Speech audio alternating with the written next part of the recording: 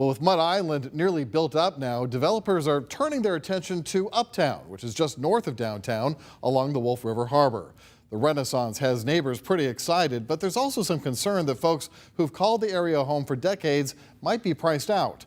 Brad Broders is there live tonight, specifically at the so-called Snuff District, which is the latest example of Uptown's recent momentum. Brad? Yeah, it certainly is, Richard. Construction underway at this former abandoned tobacco warehouse district, now being reborn with offices, apartments, and restaurants. Well, there's a lot of progress and pride here. Longtime neighbors are also banding together to ensure those here before the building boom aren't forced to leave. 40 years from now, this neighborhood was totally different. There was a lot of, row homes and dilapidated bad homes and areas and stuff. A lot of poor landscaping and everything. That was then, but this is now for Memphis's Uptown neighborhood in the shadow of the downtown skyline. Uptown looking up, most definitely.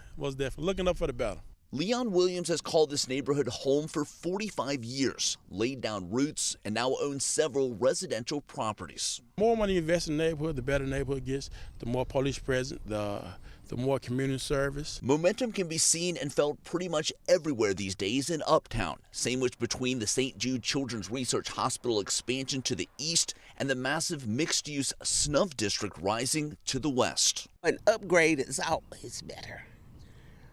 It's always better and make the neighborhood look beautiful. Still, 5-year Uptown resident Diane Pete is concerned some renters could eventually be priced out as new developments and apartments rise around them. I just hope they can pay the rent, because if you stay in this area, and this is no jail, and I'm not putting myself on the scale, you got to have some money. But other neighborhood leaders say that's not the case. They point to Uptown's long-term mix of public and private housing intended to keep costs affordable and the area diverse and thriving. When Uptown started, it was a true mixed community. We had public housing, Hope 6, and market rate. And so as long as those three categories are still in effect, we're good.